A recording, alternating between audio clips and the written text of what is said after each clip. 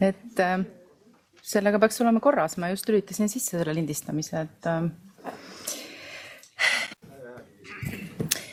nii, aga läheme siis infopäeva teise poole juurde, et kui esimene pool oli selline raha ja eesliini teemad, siis see teine pool on rohkem selline üldisem ja pikaajalistest arendusplaanidest. Et mina siis olen lubanud seda teist poolt modereerida, kuna need ongi sellised üldisemad kinnisvarapoliitika teemad, et võib-olla natuke repliigi korras, et eile ma kohtasin siin foyees ühte oma vana kolleegi eelarveosakonnast, kes vaatas mulle sellise näoga otsa, nagu, et oi, et sa töötad ka veel meie majas või? Ma ütlesin, jaa, töötan küll. Millega sa nüüd siis tegeled? Et sind pole üldse näha, et kogu aeg on ju Eve ja Janno ja Lennart ja siis ma ütlesin talle, et ma tegelen nüüd kinnisvara teemadega. Ja siis ma mõtisklesin, et tõesti, mul on viimase aasta jooksul olnud tegelikult palju rohkem ühiseid nõupidamisi ja tööteemasid kolleegidega teistest ministeeriumitest ja teistest kinnisvaraosakondadest, mis ei ole ka teie igapäevatöö tegelikult. Et sellised ongi nagu üldisemad teemad, regionaalpoliitikud, ehitajad, planeerijad, muinsuskaitsjad, arhitektid. Et võib-olla tavapärasest infopäevast erinevalt me täna räägimegi nendest teemadest natukene pikemalt ja laiemalt. Et kuigi algselt praegu Katrin alustab registriarendustega, siis ma ütleks, et ka registriarenduste puhul me tegelikult mõtleme natukene laiemalt, mida Katrin siin puudutab. Et kui me nüüd registriarendusi oleme planeerinud, siis me oleme ka selle mõttega planeerinud, et võib-olla ei peagi Rahandusministeerium olema tulevikus kinnisvararegistri pidaja, see võib olla ka mõni teine asutus või üksus, et nii laialt teemad täna lahti pakitud. Siis Helje Päivil, meie jurist, räägib siis riigivara valitsemise kordadest, mis on töökorraldusega seotud. Me kindlasti ei taha minna, eks ju, neid kordasid niimoodi kiiresti muutma, et vastupidi, hoiame praegu seda stabiilsust, aga kuna need teemad ka on kerkinud, et mis kelle ülesanne on ja ka kompetentsidega seonduvalt kindlasti see on oluline, et kes mis tööd teeb ja kas me oma ressursse nagu hästi kasutame, et siis me ka innustame nendel teemadel ikkagi kaasa mõtlema ja mõtlema, kust ka neid teenuseid, võib-olla mõnesid teenuseid on võimalik sisse osta. Siis Silvera meil ülevaade riigimaja projektist, mis on ka tegelikult, nagu on kinnisvarapoliitika, nagu ei ole, aga väga palju siiski on. Ja samamoodi me tahtsime teile natuke pikemalt täna rääkida tühjenevatest korterelamutest, mis on ka selline kinnisvarapoliitika projekt ja nagu ei ole selline laiem kinnisvarapoliitika kui kinnisvararessurss. Ja eraldi ettekande tahtsimegi teha sellisest kinnisvarapoliitikaga seonduvatest poliitikatest ja ruumipoliitika teemast anda ülevaate. Ja lõpetuseks siis kompetentside arendusvajadus ja üks koolituse mõte, mis siit tuleb. Aga anname siis Katrinile sõna. Katrin, teeb otsa lahti.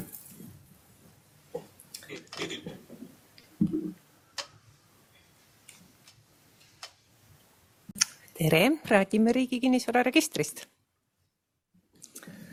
Et mitte ainult arendustest tahtsin ka korra vaatame ka peale sellele hetkeseisule, mis meil registris on ja mida me ootame teilt veel aasta lõpuks, mida te peaksite seal üle vaatama või toimetama. Et praegu meil just oli 100. katkestus registritöös.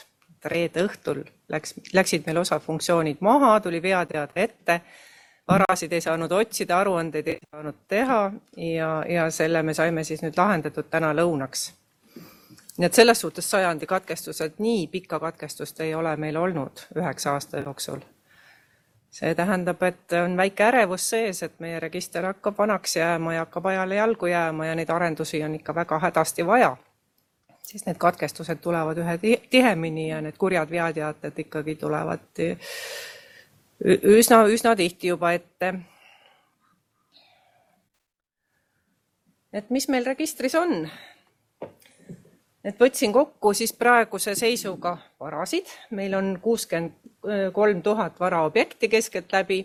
Sellest 60 000 on hoonestamata kinnistud ja 3 000 on siis hoonestatud vara, nii kasutusse võetud kui omandis olev vara. Kes meil neid varasid valitsevad?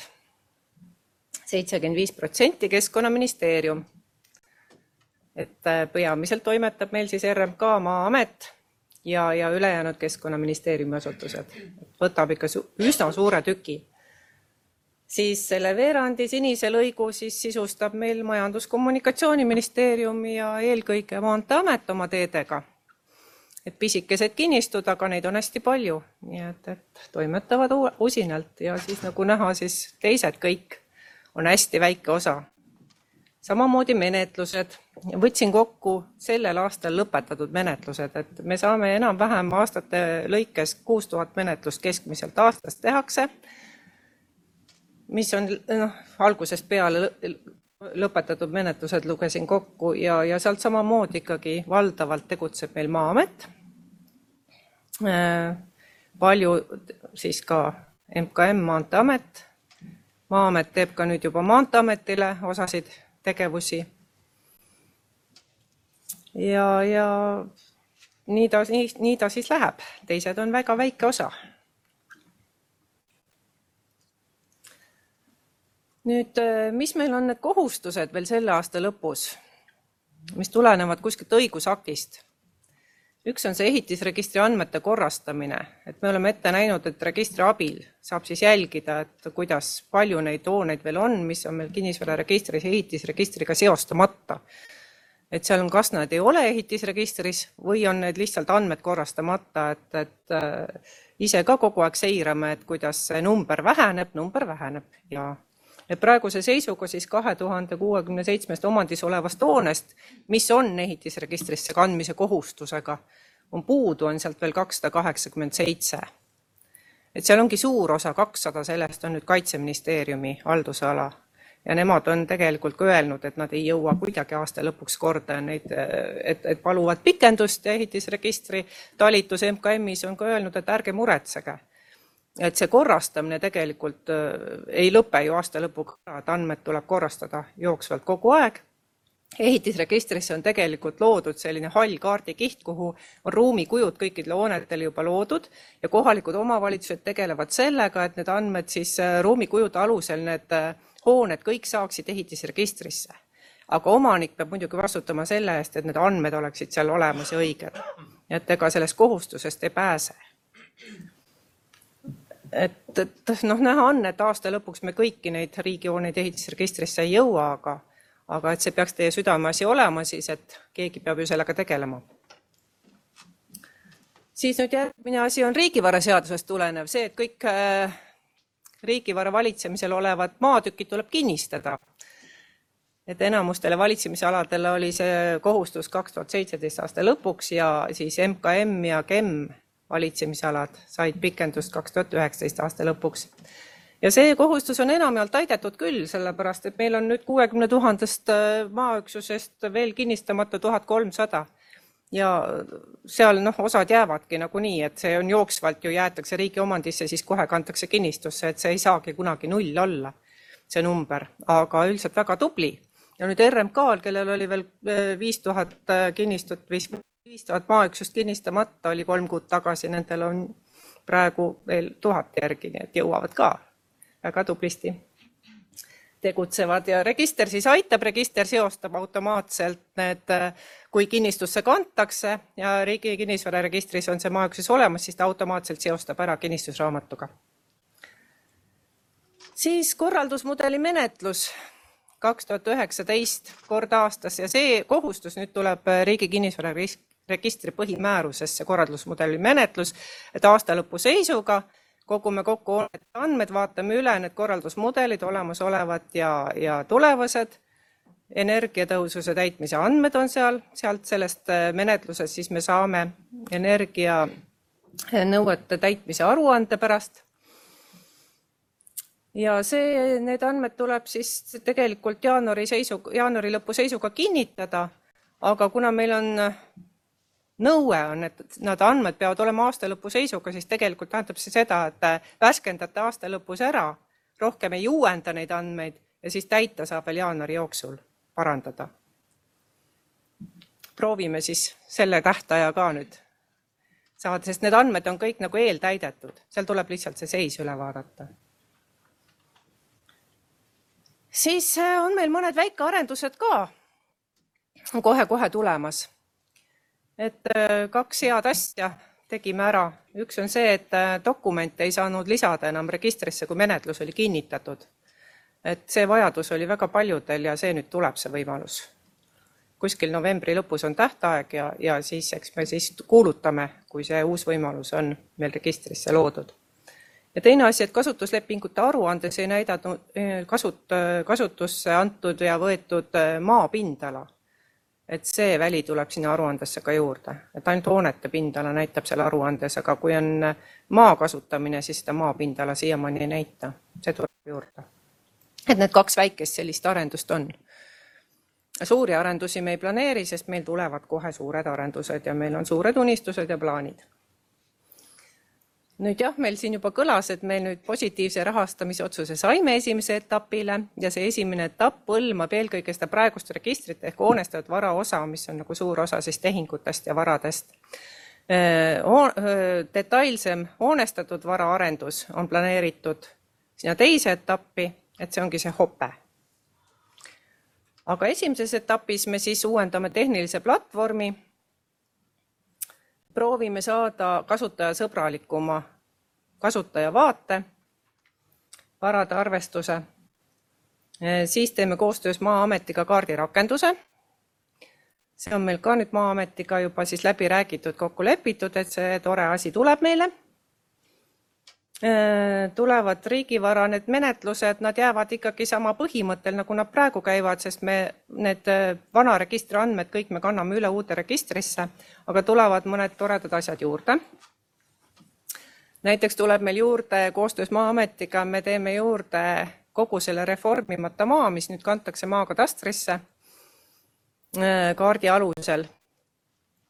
Et kõik selle reformimata maa me võtame juurde omale registrisse ja tuleb selline uus menetlus nagu maakorraldus, see on tegelikult praegu ka, ta on hästi nagu ei ole kasutajasõbralik see, kui kinnistuid jagatakse, liidetakse, lahutatakse, et sealt kuidagi tuleb siis vingerdada, et need andmed õigeks saada, et nüüd tuleb uus maakorralduse menetlus, kus on mugavam neid asju menetleda.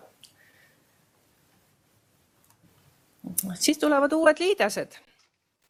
RKS-ilt me hakkame saama loodetavasti RKS-i lepingute andmeid, et neid ei pea topelt enam käsitsi sisestama. Siis asjaõiguslepingute paljud andmed me saame kinnistusraamatuteenusest peale lugeda, et saame lepingute andmed eeltäita. Tuleb nagu parem kasutuslepingute lahendus kindlasti tuleb. Siis teeme uue liidese teeme Makisele, maamaksuregistrile. See maamaksuregister tuleb siis nüüd Maksu- ja Tolliameti juurde ja hakkab järgmisest aastast tööle, täitsa uus Makis. Ja nüüd kaardirakendusega teeme siis sellise juba suurema projekti koostöös Maa-ametiga. Seda näitan kohe ka. Et sihuke pilt. See on see unistus, mis meil siis hakkab olema ja see nüüd näitab siis nende erinevate registrite andmevahetust. Et meil see RKVR jääb esialgu ikkagi Rahandusministeeriumi haldusalasse, aga oleme mõlgutanud mõtteid, et see võiks olla tulevikus Keskkonnaministeeriumi haldusalas, kuna ta ikkagi 80% täidab praegu Keskkonnaministeeriumi vajadusi ja peamiselt toimetavad seal siis ikkagi Maa-ameti usinad tüdrukud. Aga kindlasti kõik see, mis nüüd Keskkonnaministeeriumile tuleb kättesaadavaks, kõik see tuleb ka teistele valitsemisaladele, et ta jääb ikkagi riigiüleseks registriks kindlasti. Aga nüüd Maa-ametisse tuleb eraldi, tuleb Kemiti juurde, tuleb maakadastri riigivara rakendus ja nad panid nii toreda nime sellele, Katri. Ja see Katri hakkab siis vahendama nüüd RKVR-i ja kaardirakenduse vahelist suhtlust.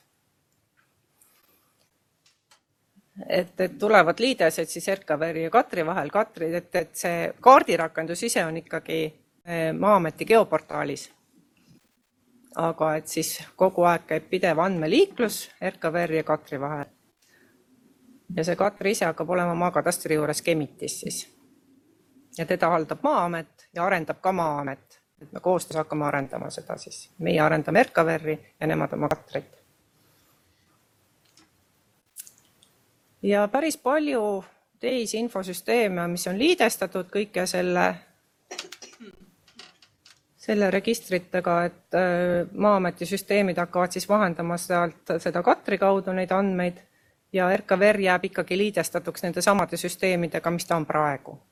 Et me peame ju võtma andmeid ja andma andmeid samamoodi, et praegu tarbib 7 infosüsteemi tarbib RKVR-i andmeid ja see tulevikus jääb ka nii.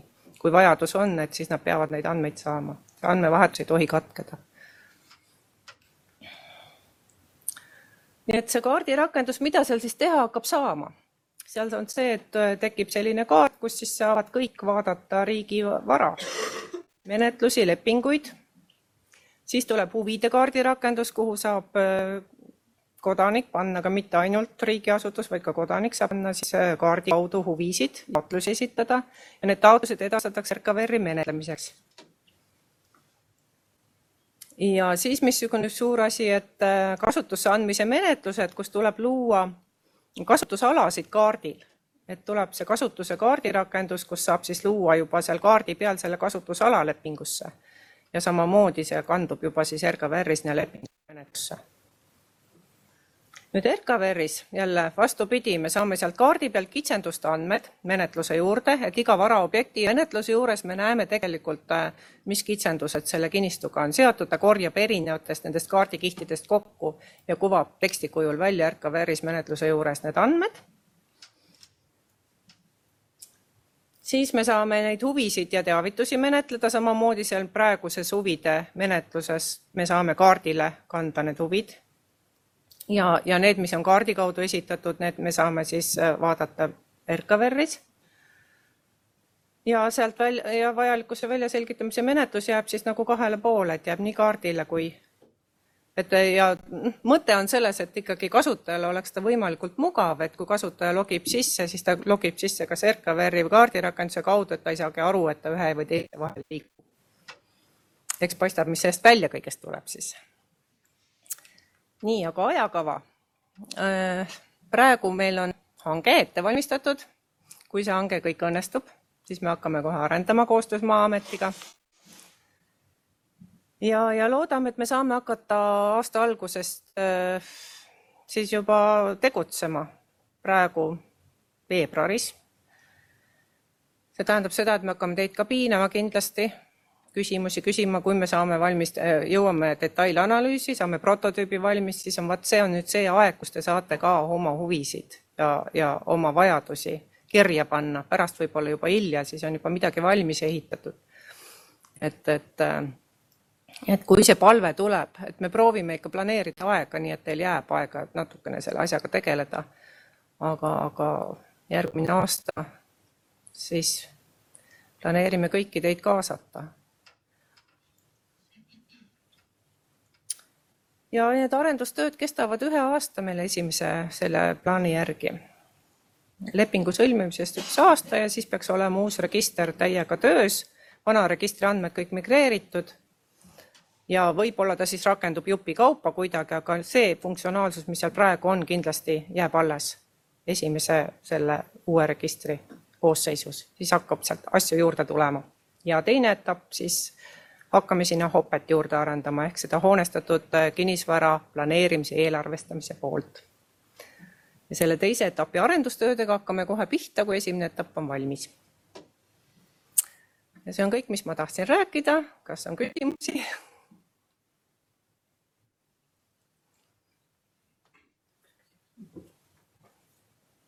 Nii, keegi tõsti. Aga ma küsiks ikka ära. Et ma saan aru, et te praegu esimest arendusetappi arendati ikkagi uue riigi kinnisvararegistri platvormil. Jaa. Vana nagu jääb. Aga see teine etapp tähendab seda, et kui me võtame esimese kasutusse, siis laivi versioonist hakkada teist etappi veel arendustöödega jätkama. Teine tuleb, arvata võib, et see hoppe tükk tuleb nagu eraldi arendus, aga ta on RKVR-i koosseisus eraldi arendus, aga me teeme ikkagi täitsa uue registri, et me seda vana praegu ei arenda edasi, vaid vana paneme kinni. Ja hirmuga kardan seda, et kui on juba kasutusel olev esimene etapp ja seda teist sama peale ehitama, aga siis üldiselt head lõpptulemust ei andnud. Vähemalt meie valitsemisalas. No ta on täiesti eraldi asi, see Hoppe tegelikult, jah, et ta tuleb eraldi rakendusena sinna. Me võtame andmeid sealt sellest kinnisvararegistrist. Praegu ei oska veel täpselt öelda, aga võimalik, et ta tulevikus hakkabki olema Maa-ametis suur kinnisvararegister ja Hoppe võib-olla hakkab olema siin, võib-olla seal. On veel küsimusi Katrinile? Paistab, et ei ole. Et hoidke siis pöialt, et meil läheks ikka hästi, et me saame võimalikult ruttu selle uue registri koos oma kaartidega ja jätkab Helje.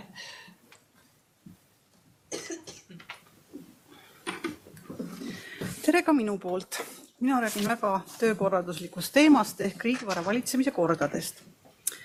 See teema on meieni jõudnud peamiselt seetõttu, et aeg-ajalt siiski ministeeriumite ja teiste riigiasutuste riigivaraga tegelevad inimesed on meie poole pöördunud.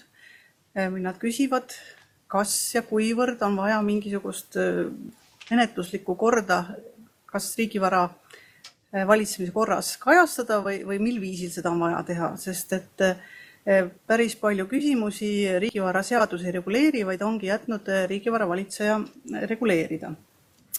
Sellega seoses küsisime me kevadel endale kokku siis kõikide ministeeriumide riigivara valitsemise korrad ja vaatasime neile otsa ja analüüsisime veidi. Selgus, mõte oli see, et kas meil on vaja ühtlustada või teha mingit näidiskorda, aga kui me neid analüüsisime ja vaatasime, siis selgus, et enamik neist on üsna värsked. 2017, 2018 on nad kehtestatud ja nüüd siis sellel aastal ka on üks uus kord kehtestatud ja ühte on siis uuendatud ehk muudetud. Ja siis me mõtlesime, et on väga ennatlik hakata siin omapäi midagi ette võtma ja küsisime siis ministeeriumite esindajatelt, et millised on nende ootused, mida me võiksime üldse teha. Tagasiside tuli kõikidest ministeeriumite esindajatelt, selles mõttes kõigile aitäh. Ja need natukene olid küll erinevad ootused, aga üldiselt joonistus välja selline mõte, et mingisugust kindlat näidiskorda siiski vaja ei ole, kuna kõik korrad suhteliselt uued ja kellelgi ei olnud parasjagu plaanis või vähemasti enamikul ei olnud parasjagu plaanis uuesti hakata kehtestama, et ei ole vaja tingimata mingisugust kindlat näidiskorda, aga võiks olla mingi minimaalne kohustuslik loetelu või midagi sellist, mis annaks nagu kindluse, et mis peab tingimata olema nendes riigivara kordades reguleeritud. Sooviti ka mõnevõrra siis kommenteeritud näidiskorda, aga see, kuidas me edasi läheme, see siis nüüd sõltubki meie edasistest plaanidest. Kõigepealt me otsisime nendest riigivara kordadest välja need peamised probleemistikud, mis siis torkas silma, et kas need olid nendes kordades erinevalt reguleeritud või oligi juba näha, et seal on mingisugused vastuolud, et ühed on reguleerinud ühtemoodi ja teised teistmoodi ja et milline neist siis täpsemalt vastab riigivara seaduse eesmärgile või ka nõuetele. Põhilised sellised probleemid siis jagunesid umbes 5 rühma, kõigepealt siis otsustuspädevus ja edasivolitamised. Et hästi erinevalt oli, mitte väga erinevalt, aga siiski erisusi oli, et millised otsused on jäetud ministri, millised kantslerile ja millised võib edasi volitada veel asekantsleritele või veel kellelegi. Et see oleks asi, mis vajaks ühtlustamist ja ülevaatamist. Samuti tekkis küsimus selles, et kuivõrd üldse peab kõiki asju selles riigivara korras reguleerima. Et mõnedes kordades oli väga üksikasjalikult ka näiteks omandamist, et see tekitas küsimus, et kas omandamine ei peaks siiski olema hanke korras. Samuti oli väga üksikasjalik varade arvestuskord, et mõnes oli ta vähemal viisil, mõnel väga pikalt. Et kas peaks sellisel viisil seal riigivara valitsemise korras olema või võiks see olla kuskil teises korras. Samuti oli erinevaid lahendusi või mõnes ei olnud üldse kajastatud IT-varade ja autoriõigusega kaitstud varasid. Et kas need peaksid seal eraldi käsitletud olema ja kuivõrd nad peaksid olema. Küsimus on ka erinevate üksikküsimuste lahendamise. Väga palju tegelikult tuleb meile küsimusi, mis on üksikud menetluslikud küsimused, millele soovitakse meie poolt kas siis soovitusi või tõlgendusi, aga ilmselgelt, kui keegi seda küsib, siis see võib huvi pakkuda ka teistele ministeeriumi esindajatele, et selles mõttes ka need küsimused tuleks nagu läbi mõelda, et kuidas me nendega teeme. Ja nende probleemidega tekkiski siis küsimus, et millisel viisil me neid probleeme nüüd nagu lahendame või üritame koos arutada. Ja ka selles tagasisides ma küsisin, et mis on peamised eelistused, et kas soovitakse selles osas ümarlauda korraldada või piisab meilivahetusest, siis vastuseid oli küll väga erinevaid, aga me otsustasime, et võiks siiski teha ühe ümarlaua just nende eelnevalt nimetatud probleemide läbiarutamiseks. Et see ümarlaud ei ole kohustuslik, me saadame kutsed kõigile kontaktisikutele, kes meile end üles andsid ja osalemine on vabatahtlik, aga sellega need küsimused korra võiks üle vaadata ja siis edaspidi võib juba kõike lahendada meilivahetuse teel. Ja kindlasti on üks asi, mida tuleb arvestada, et miks me ei hakka ka praegu seda nii torpedeerima mingisugust näidiskorda, on see, et Justiitsministeerium on ettevalmistamas uut Vabariigi Valitsuse seadust ja see põhimõte on täiesti uus seal, et sealt võetakse maha võimalikult palju sellist, mis jääb Vabariigi Valitsuse pädevusse, et seadus oleks nagu suhteliselt puhas ja kõik need, mis on Vabariigi Valitsuse pädevus, kõik menetluskorrad ja sellised, et need ei oleks üldse seadustes kajastatud ja sellega seonduvalt paluti meil juba praegu ka riigivaraseaduse osas teha ettepanekuid, et sealt kaoks ära igasugused nimetused ministeeriumitele, ministritele ja kõik menetluslikud korrad jääksidki Vabariigi Valitsuse otsustada ja seadusest välja. See tähendab seda, praegu muidugi ei tea, millises tempos see eelnõu liigub, aga kuna neid ettepanekuid juba küsiti, siis midagi sellega toimetatakse. Ja see tähendab seda, et mingil ajal võib tulla vajadus uuesti kõik need riigivaraseadused, need menetluslikud korrad jälle välja võtta ja määruste tasemel lahendada ja siis me peame niikuinii kõiki neid üksikküsimusi uuesti üle vaatama. Nii, ja see on lühidalt sellel teemal kõik, et ega ma ei oskagi midagi rohkem rääkida, see on väga töökorralduslik ja praktiline, et kas on küsimusi?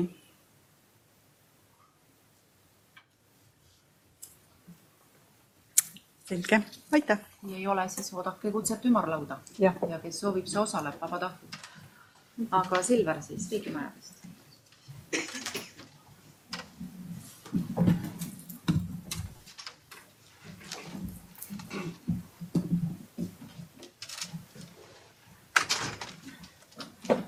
Tere, kellele veel ei ole tere öelnud. Räägin ja lühidalt riigimajadest. Paljudele see ilmselt ei ole midagi uut siin, mida ma räägin, aga ma mõnda küsimust siiski võib-olla rõhutaks eraldi. Ütlen kohe ette ka seda, et ma väga kinnisvara aspektile ei keskendu, selles osas ta profid ja seda me teame, sellest me oleme nii palju rääkinud ja räägime edaspidi ka. Aga muud asjad panin siia ette valitsuse otsuse, mille alusel sellega me edasi liigume või üldse liigume ja võib-olla olulisim, millele ma siin täna tahaksin tähelepanu juhtida, on see, et tegelikult juba eelnevalt kõlanud seesama optimeerimiskavades olev riigimajade, ma ei tea, nimetame seda broneeringuks siis, et see on,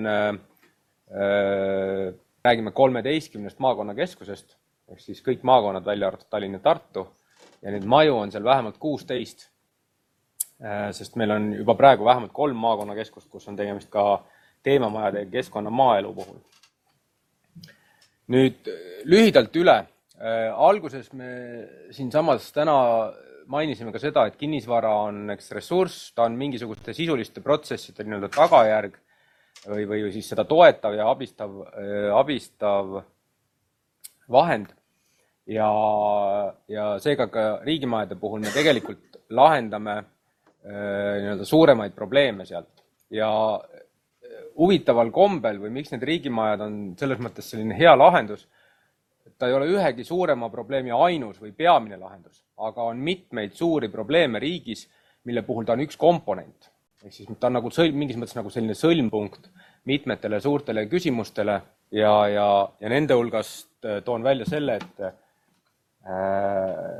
mis võib-olla Eestis demograafiliselt väga suur probleem on, et väljaspool Tallinnat ja Tartut meie elanikkond väheneb. Statistika juba praegu on vähenenud palju ja Statistikaamet prognoosib oma selle 2040 või 2040 aasta prognoosiks, et keskmiselt maakonnad siis vähenevad veel umbes 20% ja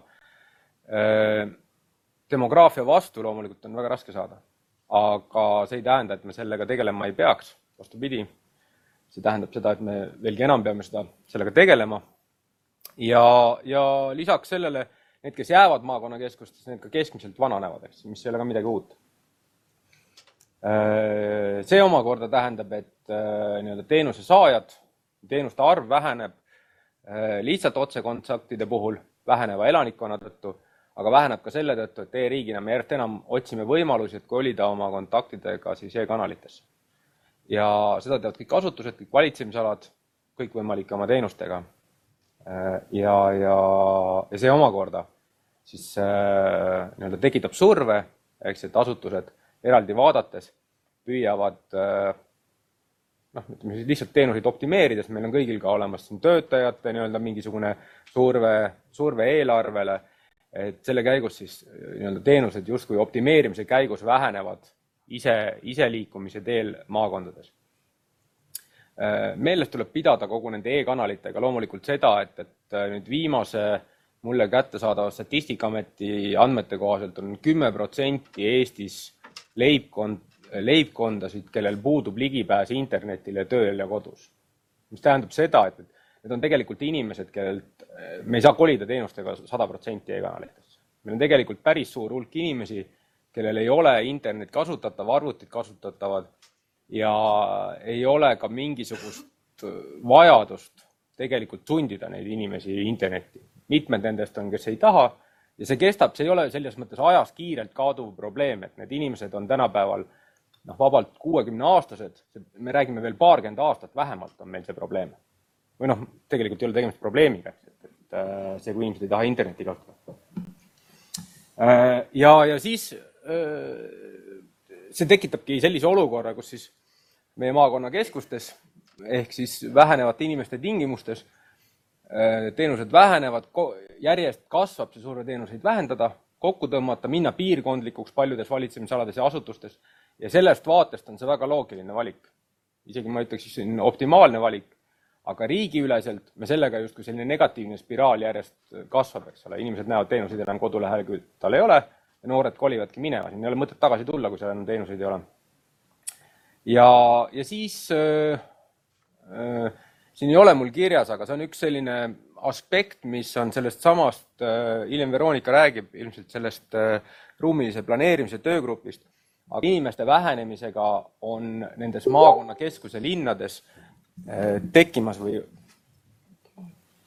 või olemas ka selline teema, et linnad hõrenevad selle käigus ja siis nad on justkui näiliselt veel tühjemad, kui nad muidu oleksid. Ja nende linnade tihendamine, selline arhitektuuriline, linnaruumiline element on samuti meil siin pildis, et me siis seda saaksime teha. Ja valitsemisalade koostöö, sellest ka palju on räägitud, silotornid, eks ole, püüame neid kuidagi lõhkuda. Need samad teenused, praegusel hetkel on teenused mööda linnasid laiali, asutused asuvad erinevates kohtades ja sellega me oleme omal sellisel veidral moel tekitanud inimestele, nimetame seda siis näiteks selliseks informatsiooniliseks tõrkeks või tõkkeks, et selleks, et inimesed saaksid endale vajalikku teenust, nad vähe sellest, et nad selle pöörduda lihtsalt riigi poole, nad tegelikult peavad teadma, kuhu, millal, milline asutus täpselt nende probleemile vastab. Ja see ei olegi nii lihtne, eriti kui ma mõtlen nendele 10% leibkondadest, kellel ei ole internetti. Guugeldada nooremad inimesed ja meie oskame kõik, aga see ei ole kergesti kättesaadav informatsioon väga paljudele. Ja see on selles mõttes nagu totter tõkke, et ta mõjutab kõige rohkem selliseid haavatavaid sihtrühmi, kellele väga paljud teenused, ja ma mõtlen siin näiteks sotsiaalvaldkondadest, ongi loodud. Ja millest ma liigselt rääkima ei hakka, on see sama, et kinnisvara on meil liiga palju käes ja ta on aja jooksul, nende samade kokkutõmbumiste jooksul on ta lihtsalt vähenenud ja seda me kõik teame. Nüüd eesmärgid, mida me sellega saavutada tahame ja see tuleb võib-olla selle valitsuse siis ministri Jaak Aabi poolt kõige selgemini ta sõnastas oma sellise ühe eesmärgi, kus ta ütles, et ma tahan, et riigi teenused maakonnakeskuste tasemel säilivad. Ehk siis vaikimisi seal, eks ole, väga paljudel asjadel Jaak Aab ei juhi kõiki valitsemisalasid loomulikult, aga vaikimisi ta ütleb, et ta pooldab selliseid lahendusi, kui maakonnakeskustesse jäävad teenused ja ta mõtleb sealhulgas nii-öelda ka kohal olevalt. Ja ta pigem on, ütleme siis, selline tõrjuv sellistes lahendustes, nendes piirkondlikes lahendustes. Siis teine asi, et nendel samadel inimestel, nad teaksid, kust midagi kätte saab, neil oleks see mugav, oleks neid teenuseid kätte saada ja see teenus oleks kuidagi kvaliteetne. Inimesed, kes meil maakonnakeskustes on, väga paljud töötavad tingimustes, kus ei ole aastakümneid, ma julgen öelda, remonti olnud, need hooned on värskelt RKS-ile üle antud või värskelt me räägime viimasest mõnest aastast, eks. Ja seda tuleb ka parandada, aga alati investeeringu puhul on küsimus, et kas on mõtet raha sinna panna, pikas vaates siis eraldi võetuna, eks. Nüüd riigimajad aitavad lisaks palju inimesi kokku tuua ja sealt juba iseenesest tekib sünergia. Kaugtöökohad, ka väga palju Eestis räägitud. Selle võib-olla see tagamõte on natukene see ka, et tegelikult siin on ka nagu kaks mingis mõttes sellist teemat, mida me nende kaugtöökohtadega adresseerida tahame võib-olla rohkem, on see, et üks asi on see, et töötajad ise on liikuvamad. Ka nii-öelda Tallinnas töötavad inimesed on liikuvamad ja saavad töötada kaugemal kui siis ainult Tallinnas. Loome sellised võimalused ja töökohad, siis loodetavasti inimesed hakkavad seal tööle ka. Salamõte seal taga on muidugi sellise pehme Tallinnast väljaviimise salamõte. Et selle idee taga siis, et inimesed, kes näevad, et saab küll tööd teha, ma ei tea, Põlvast, Kärdlast, Kuressaarest, ühel hetkel avastavad, et tegelikult seal on palju parem elukeskkond, kui nad leiavad, eks ole, et neil on seal sobivam elukeskkond ja kolivad sinna elama, et see ei ole takistus, et ei ole siis tööd teha. Teine variant on muidugi see, ja see on ka töös, nii-öelda Rihaatol laiemalt on see, et värbamine toimuks üle Eesti.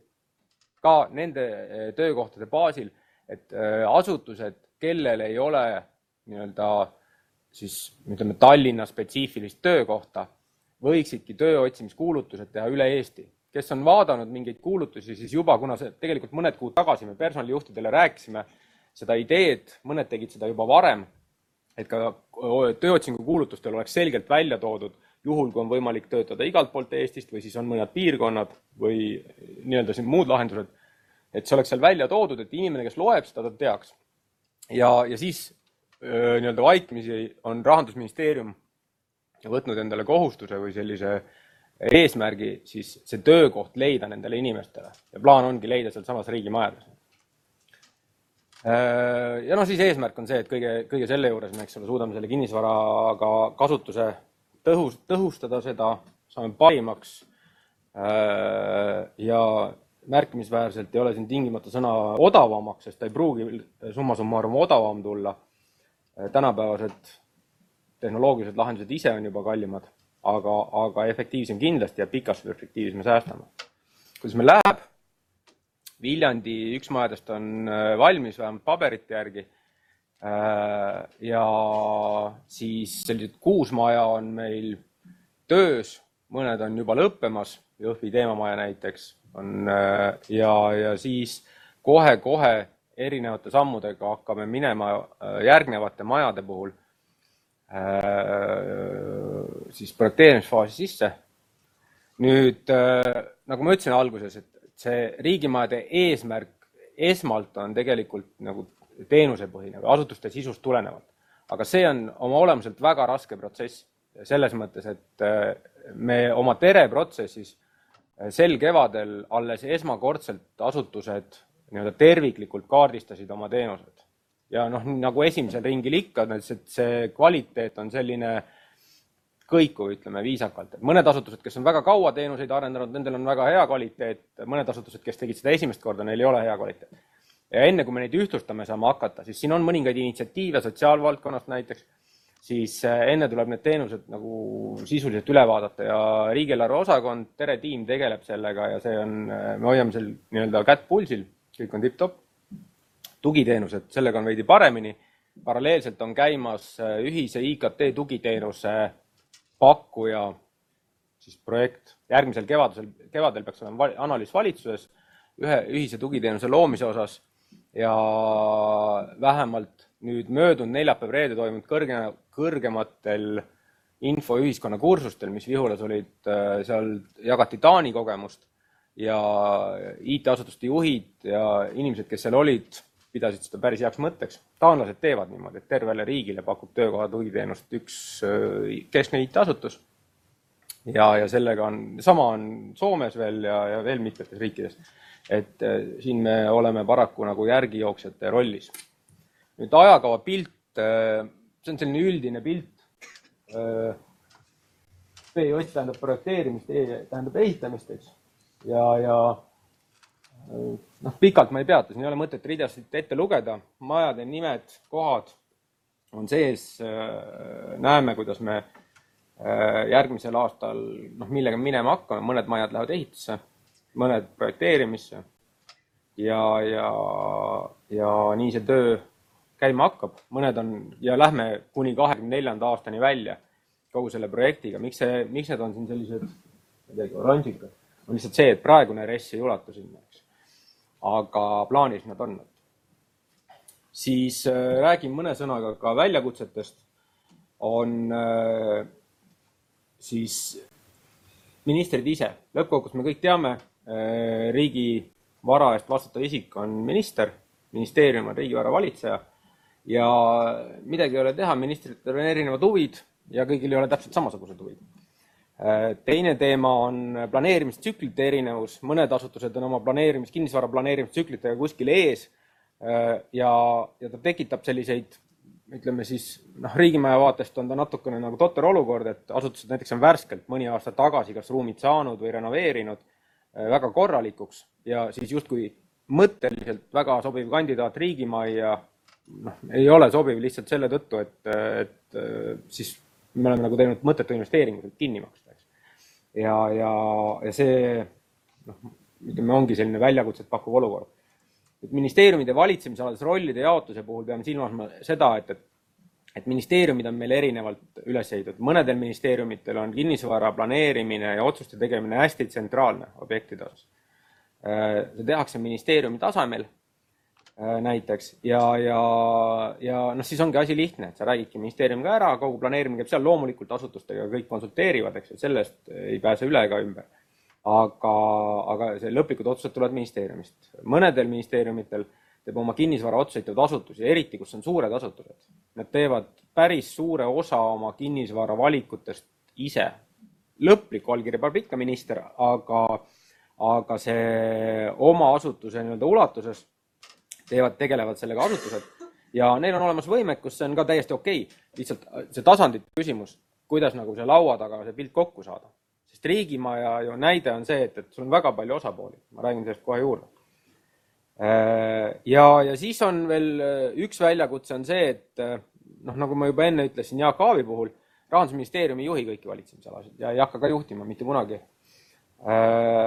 Ja kui valitsemise ala otsustab, et ta lähebki näiteks piirkondlikust, tõmbab sellise aktiivse igapäevase teenuspunkti mingist maakonnast välja, siis tegelikult ei ole mitte mingisugust hooba ei riigihalduse ministril ega isegi ka tegelikult valitsusel otsest sellist hooba tal seda kuidagi keelata.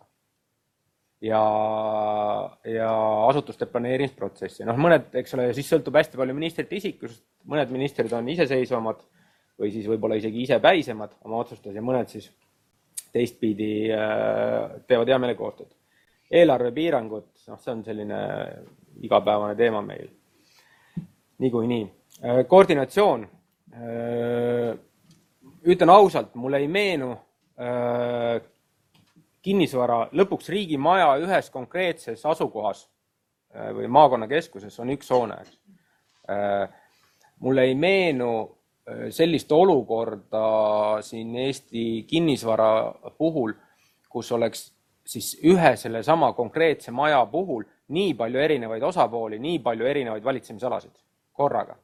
Et me räägime, üldiselt on riigimajade projektis sees 8 valitsemisala asutusi. Eestis on 11 ministeeriumiteks ja väljas sealt otsa on ministeeriumid, kellel ei ole üheski riigimajas oma asutuse rakukest.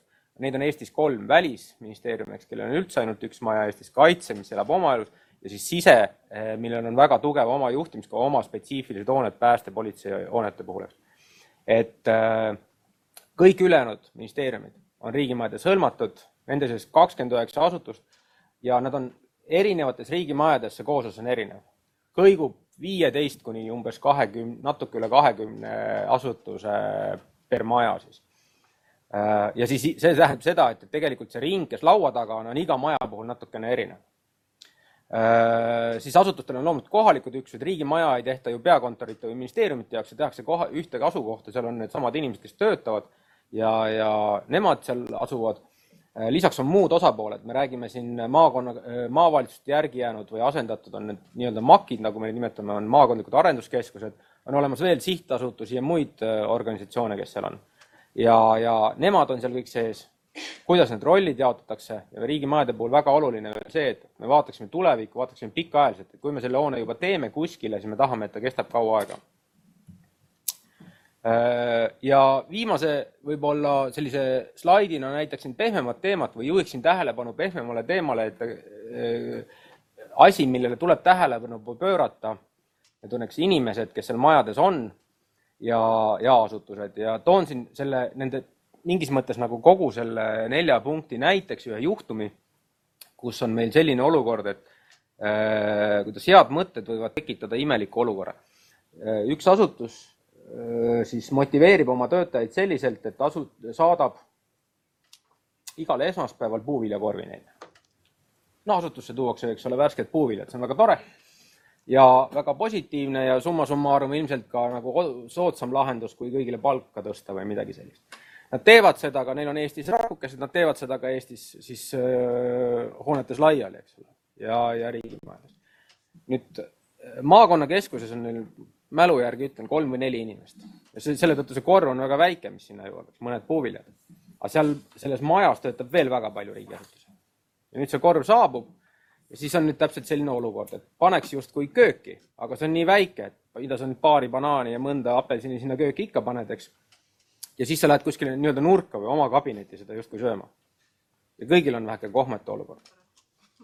Lihtsalt mida tahan öelda, et on see, et tegelikult see mõte on asutusel hea, aga kui ta ei arvesta sellega, et kuidas see maja muutub oma selliseks mikrokosmoseks või koosluseks, siis ta tekitab selliseid imelikke olukordi ja see võib, neid asju võib veel tekkida. Asutuste, ma arvan, ennustan, et teiste riigimajade puhul sellised motivatsioonisüsteemid, mida maakondadesse lükatakse, tekitavad veel ja see ühtlustamisvajadus, me rääkisime personalijuhtidele ka, see jõuab lõpuks nende lauale, aga rääkisime neile ka, et nad peavad ette teatama ja siis küsimus on see, et inimeste vaatest, et kes on see meie, kõigil on mingi meie tunne, eks ole, meie osakond, meie ministeerium, asutus ja nüüd seal riigimajad, et kas see meie on see maja seltskond või ta on need asutused.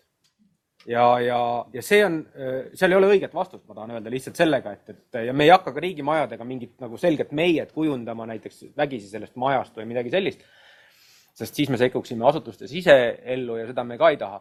Aga sellised võimalikud vastuolud, sellise horisontaalse ja vertikaalse meie tunde või motivatsioonisüsteemide vahel on tekkimas. Ja see on midagi, millega me peame ka arvestama. Ja sellega ma tegelikult tahaksingi lõpetada oma mõtiskelu riigimajade teemal. Kas kellelgi on küsimusi? Ei ole, kõik on selgeks aru saanud, kes on meie Raino valveküsija. Valveküsija peab igal teemal korra küsima. Kui palju sul veel pind on riigimajas vakantsi või on sul kõik täis? Palju sul vaja on?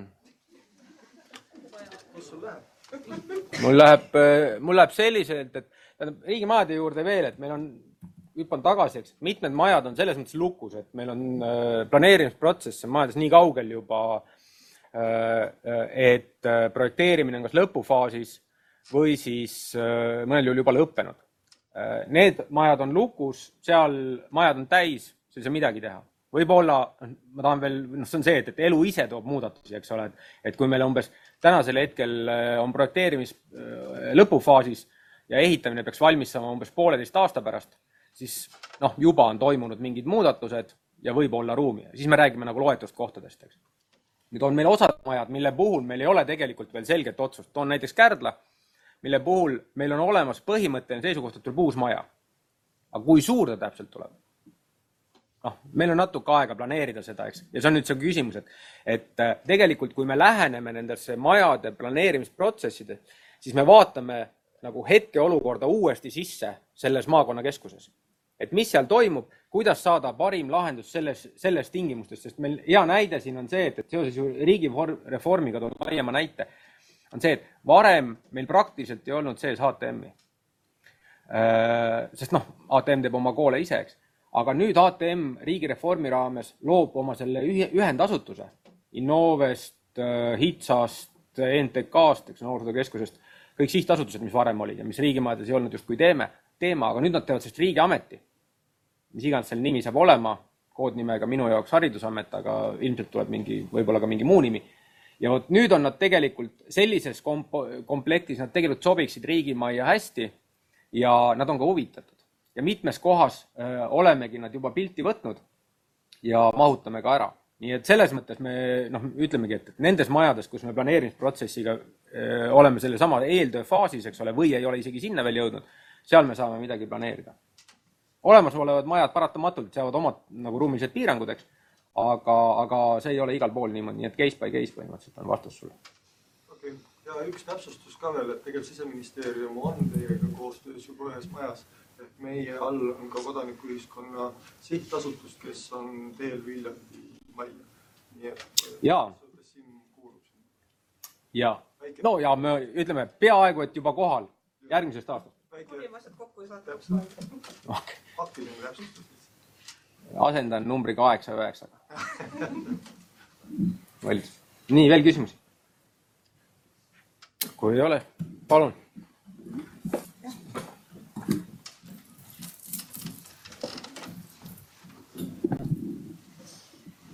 Nii.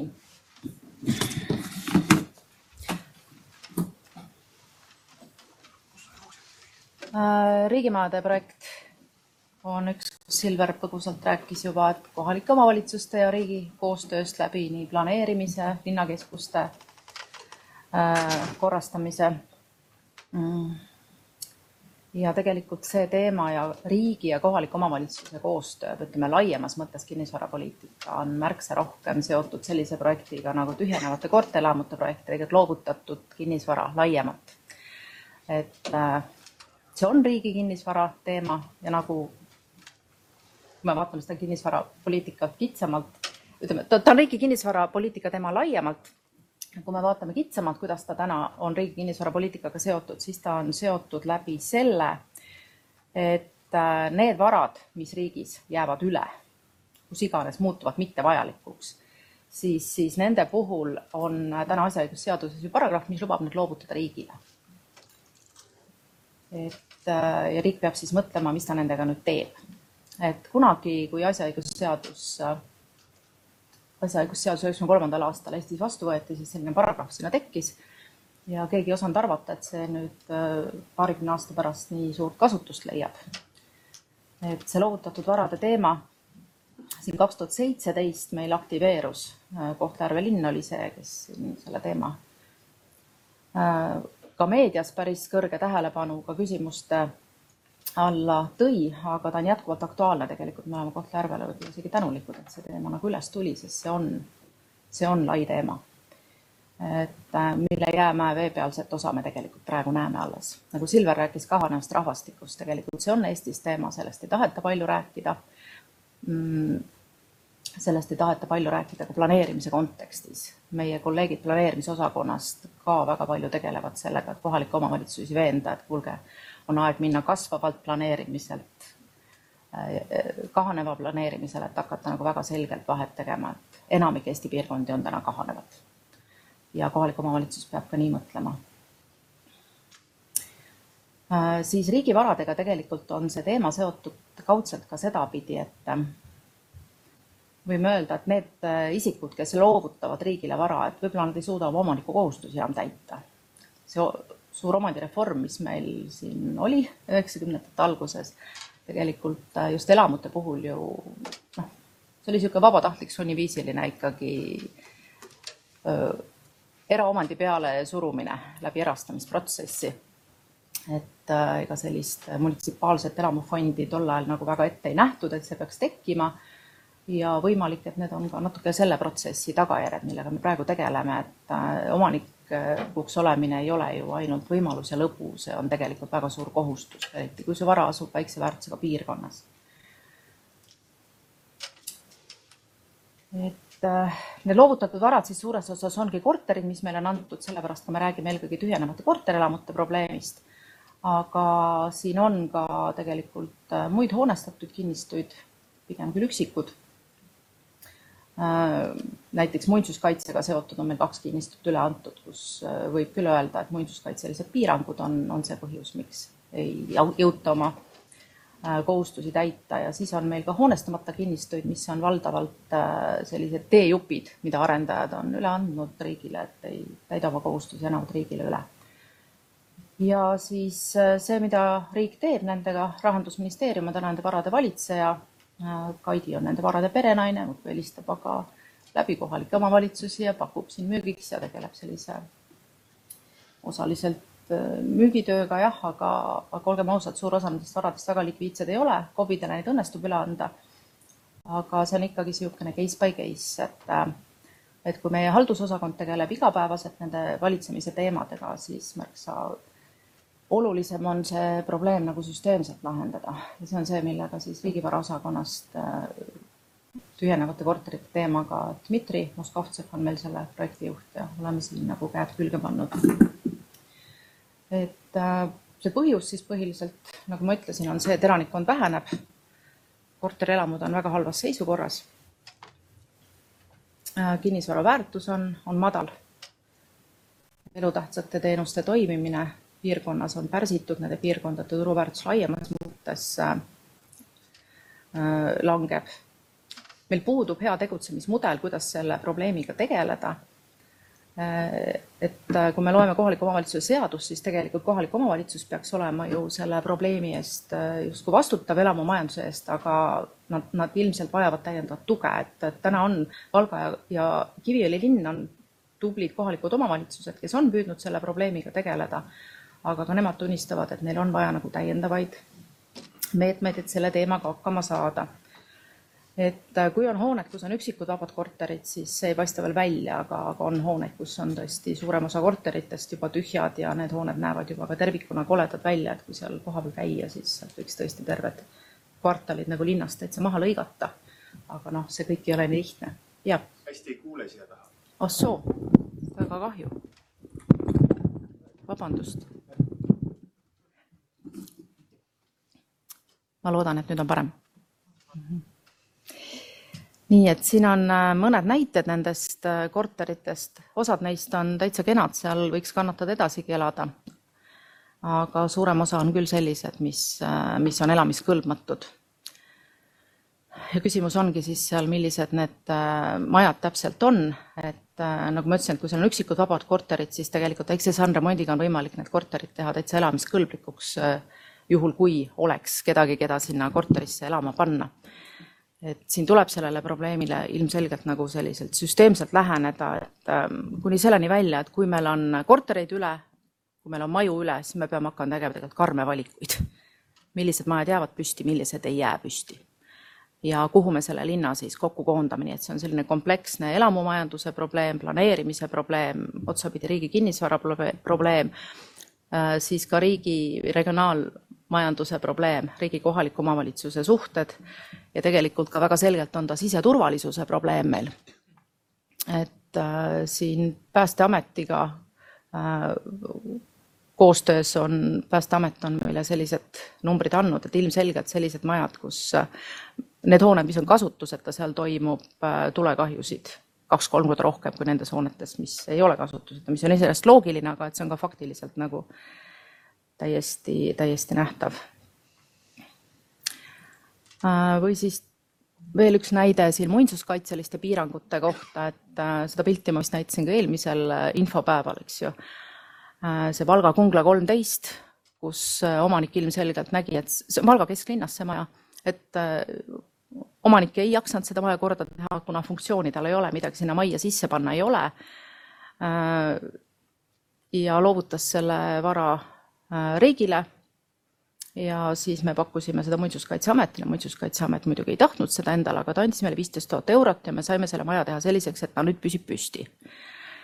No hästi, see on üks maja, aga kas see on mõistlik rahakasutus? Kui meil oli üks elamumajanduse ümarlaud, siis Valga valla esindajad ütlesid, et jah, see oli pool meie eelmise aasta muinsuskaitseliste vahendite eelarvest, me oleks sellele rahale leidnud palju parema kasutuse, näiteks kiriku korrashoiuks pannud või kuhu iganes.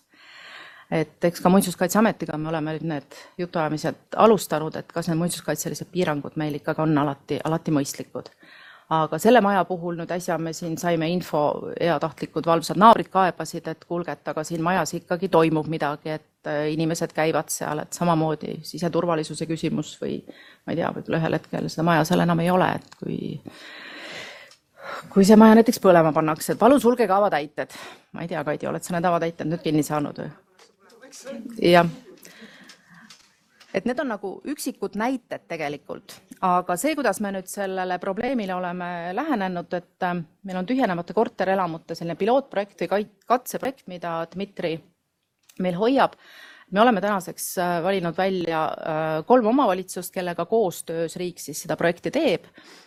Et hästi üldiselt öeldes Kiviõli ehk Lüganuse vald ja Valga linn ehk Valga vald on need, kelle kogemuse pealt me õpime, et töötada välja lahendused ja katsume siis Kohtla-Järve linnale ka anda tuge, et ta õpiks neid lahendusi nagu ellu viima, sest Kohtla-Järvel on ilmselgelt see probleem kõige suurem. Ja Kohtla-Järvel tulevad veel juurde kommunikatsiooniprobleemid, et me oleme siin meediateemadel rääkinud, et mis raadiot ja mis televiisorit Ida-Virumaa elanikud vaatavad, et siin tehakse igasuguseid huvitavaid propagandanõkse juba, et riik tõstab inimesi korteritest välja ja nii edasi, et see teema on tõsine tegelikult. Õnneks ei ole ta veel väga paisunud. Aga meil on välja valitud siis 3 omavalitsust, meil on sõlmitud nendega koostöölepingud ja need tegevused, mis siis plaanis on, et kaardistada probleemsed elumajad, kus siis tehakse selline ruumiline arengu analüüs, et kus see probleem täpselt on. Siin Statistikaametist oleme võtnud elektritarbimise andmed, et kus siis tegelikult tühjad korterid on, et kui selle probleemi nagu sellist ulatustel natukene näitkustada, siis kas Valga linnas, Tiima, oli niimoodi, et oli 5000 korterit ja nendest 600 see 2018 ei olnud mingit tarbimist. Ja üle antud tegelikult Valgast vist ei olegi ühtegi, Valga linn on väga hästi seda teemat ohjanud, et mõned üksikud, aga ütleme, et loovutatud ei ole midagi, aga me teame, et need korterid on tühjad. Näiteks Kohtla-Järvel oli 1400 asustamata korterit elektritarbimise andmete. 200 on meil, eks ole. 200 on meil, jah. Et me väga loodame, et nüüd sellist suuremat loovutamise lainet ei tule, et kohalikud omavalitsused ka ikkagi hoiavad seda tagasi, et ega seda paragrahvi õnneks ei ole ka väga teadvustatud, et see ei ole ka lahendus, see varade riigile üleandmine. Aga ühesõnaga kaardistada probleemi ulatus ja valitakse välja siis piloteeritavad probleemsed korterelamud, mille elanikud siis kolitakse asenduspindadele, seejärel lahendatakse ära omandiküsimused, võimalikud sellised sundvõõrandamise juhtumid, kui on vaja seda teha, vahetusküsimused ja kõik sellised asjad, mis on seotud väga tõsiselt ka juriidiliste nüanssidega. Ega me täpselt täna ei tea, kuidas see sundvõõrandamise lahendus töötab, et seda me siin ka piloteerime. Tühjad hooned lammutatakse, ka selle pilootprojekti jaoks on ressursid ette nähtud, aga pikemas perspektiivis tegelikult tuleb siin märksa suuremad ressursid ette näha selliste hoonete lammutamiseks ja ka asenduspindade korda tegemiseks.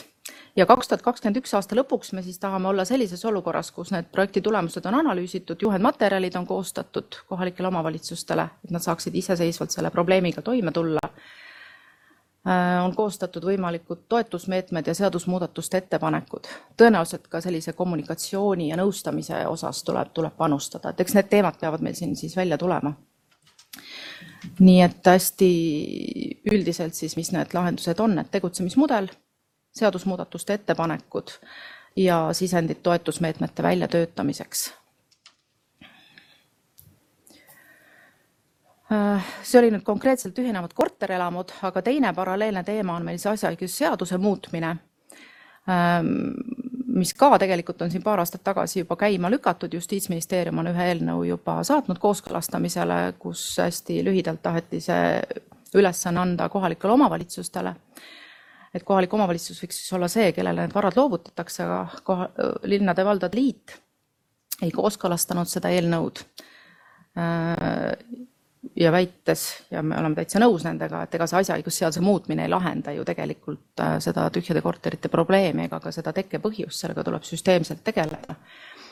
Ja et antakse kohalikule omavalitsusele üle täiendav ülesanne, sellega peaks siis kaasnema ka täiendavad kulud, et ka need teemad vajavad täiendavat analüüsi, kui me läheme muutma seda sätet. Ja ka Rahandusministeerium on siis seisukohal, et eelnõu menetlemine siis ilma esitatud kriitikat arvestamata, et see ei soosi koostööd riigi ja kohalike omavalitsuste vahel, et see tuleb süsteemselt lahendada. Ehk siis, kui me muudame paragrahvi, siis ka tuleb lahendused välja pakkuda ja me oleme praegu ka seda tähtaega pikendanud siis selliselt, et me kogume kokku selle katseprojekti tulemused, paralleelselt töötame välja rahastamismeetmed. Ja see rahastamismeetmete väljatöötamine käib meil väga tihedas koostöös MKM-i elamuosakonnaga. Et MKM-i ehitus- ja elamuosakonnal on ka endal siin käimas selliseid strateegilisi projekte, näiteks elamute rekonstrueerimisstrateegia väljatöötamine, millega nad tahavad märtsiks valmis saada. Panin siia ka ühe lingi teile alla, viimati siin reedel vist oli ERR-i uudis selle kohta pikemalt. Aga see pilt, mis siin on, et ma arvan, et see on väga mõtlema panev, et see on selline üldine nüüd mudel kinnisvara väärtuse kohta, muuhulgas korteri väärtuse kohta Eestis üldiselt.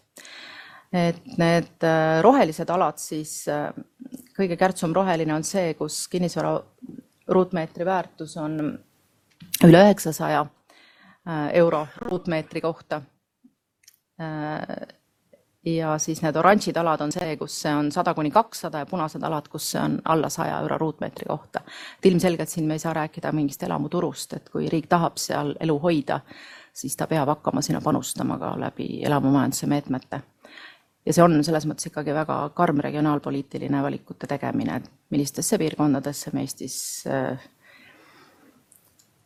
ütleme siis, elamumajandust toetame. Ma ei tahtnud öelda, kuhu me elu jätame, aga see kõlab liiga karmilt, aga sellist asjadele lihtsalt tuleb mõelda, sest me ei jõua igale poole hoida ei riiki ega ka infrastruktuuri, taristut tervikuna.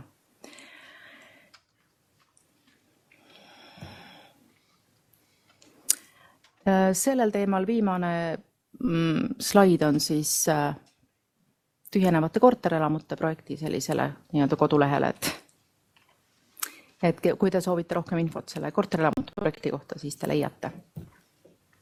Nii, ruumiloome poliitika kohta. Et sellest ka eelmisel infopäeval veidi sai räägitud, natukene lähen seekord sügavamale. Et kui me räägime ka riigi kinnisvarapoliitikast laiemalt, siis riigi kinnisvarapoliitika fookuse eesmärgi teema tegelikult meil järjest rohkem nende projektidega üles tuleb. Et ka seesama tegelikult tühjenevate korterelamute teema, et siin me jõuame ka nagu selleni välja, et kas me räägime ainult riigist või räägime avalikust sektorist laiemalt, et kui me tahame KOV-idele anda kasutuseta vara, siis miks me ei anna neile näiteks ka nende arenguks vajalikku vara, et võib-olla meil on üldse aeg riigi kinnisvarapoliitika alustes teha väikseid paradigma muutusi, et ma ei oska öelda, kui palju neid teemasid nagu täna ollakse valmis avama, aga igal juhul need kuidagi järjest rohkem kerkivad.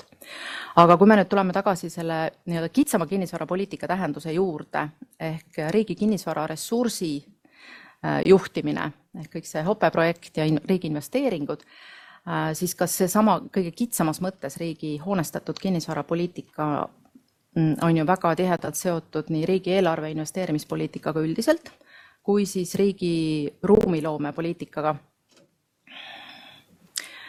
Et on ju meil ka riigi kinnisvarategevuse strateegias väga selgelt öeldud, et riigi kinnisvara peab tagama tema põhitegevuseks vajaliku kinnisvara toimimiseks, et see toetaks riigi funktsioonide täitmist ja samal ajal visioon ütleb seda, et riik peab näitama eeskuju erinevate siis ruumipoliitikate elluviimisel, aga kuidas seda siis teha? Et riigil on ühtelugu seda ju ette heidetud, et ta seda alati ei tee. See, mis puudutab nüüd seost investeerimis- ja eelarvepoliitikaga, siis eelmise aasta lõpus valmis siin IMF-i analüüs. Kes on seda soovinud üles leida, see kindlasti on leidnud juba, see ei ole mingi värske analüüs. Selle esitlus oli tegelikult maikuus. Kes ei ole veel leidnud, siis on siin link nendele, kes soovivad seda pikemalt lugeda. Aga oluline sõnum oli siin see, et ka IMF tõi tegelikult välja, et kuigi Eesti investeeringupoliitika on väga kõrgel tasemel ja Eesti oli vist, ma ei tea, nendest riikidest, keda IMF oli selles valdkonnas analüüsinud tubliduselt number 2, siis ikkagi sellistes projektide hindamise ja projektide valikute puhul on Eestil nagu arenguruumi üksjagu. Et kui nüüd küsida, et mis nende teemadega edasi saab, siis kõik, mis puudutab sellist rahastamise poolt, et nende teemadega meie eelarve valdkond tegeleb niimoodi jooksvalt, strateegilise planeerimise ja eelarveprotsesse muutes, mingit ekstra projekti meie majas sel teemal algatatud ei ole. Aga see, mis puudutab nüüd sellist projektide hindamist, selle valdkonna on oma tiiva alla võtnud MKM oma ehituse pikavaate projektis, mille kohta ma ka ühte slaidi pärast näitan. Nii et loodame, et siin ka tasapisi sellised arend tulevad. Siis see ruumiloome teema, millest ka kindlasti siit-sealt olete kuulnud. Hästi kiiret kokkuvõtliku ülevaate praegu annan. Siin üleval paremas nurgas on siis link ruumiloome ekspertrühma aruandele, selline hea öökapi lugemine. Ekspertrühma aruande kokkuvõtete kohta. Tegin siia ka siis mõned väljavõtted, et mis see ruumiloome kui selline on, et kõlab selliselt väga, väga ümmarguselt, aga eks ta natuke ümmargune on, ta on täna veel tegelikult, võib öelda, et selline täpselt sisustamata, aga siiski, et ta räägib ruumist kui ressursist ja räägib ruumiloomest kui ruumi arengut mõjutavate otsuste kujundamisest ja elluviimisest. Ja põhiline märksõna on siin kvaliteetne ruum ehk ruumiline keskkond, mis siis hõlmab elukeskkonda laiemas mõttes avalikku ruumi, mis on siis üks kõigi Eesti elanike heaolu tagatistest.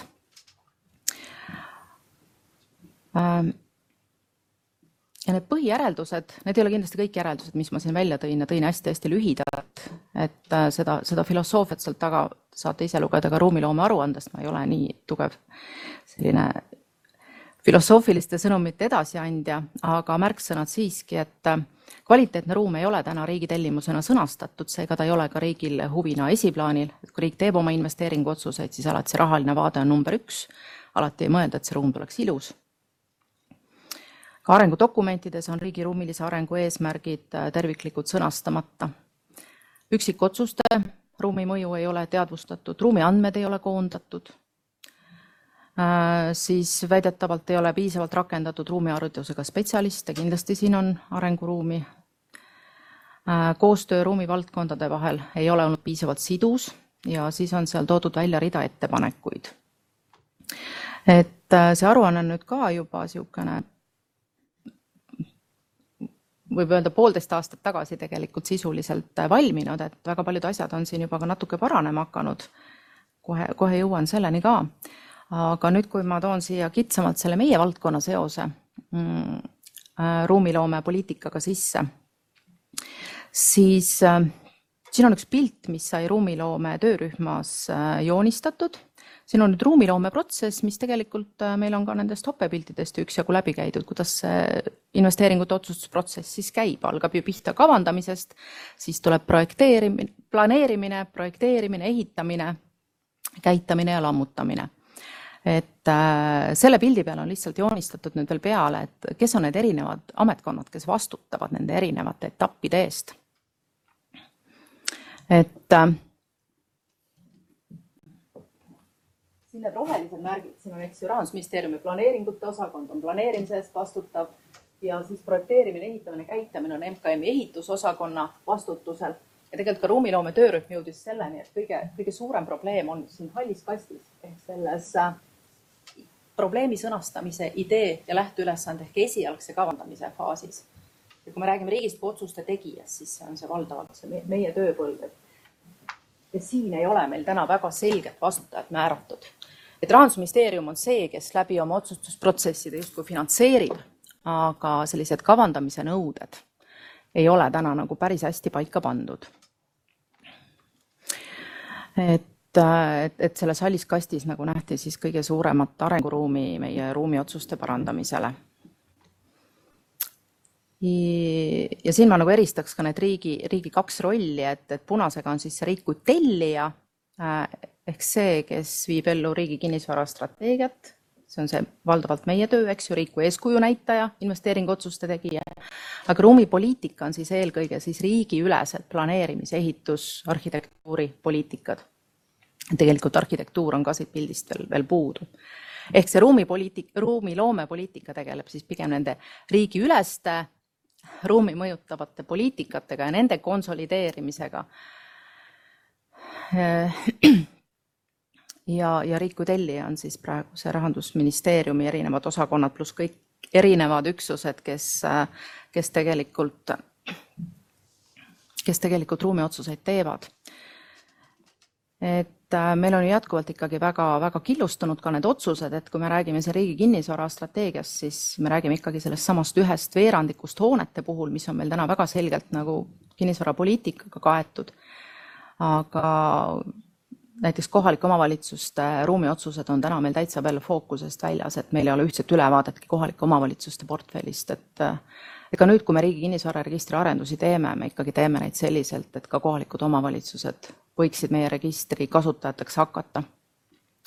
Ja miks mitte ka siis sihtasutused, avalik-õiguslikud, juriidilised isikud. Ja toome siia kõrvale ka teise poole ehk rajatised, eks ju, teed, raudteed ja nii edasi. Et siin arenguruumi nagu on ja just investeeringuotsuste puhul.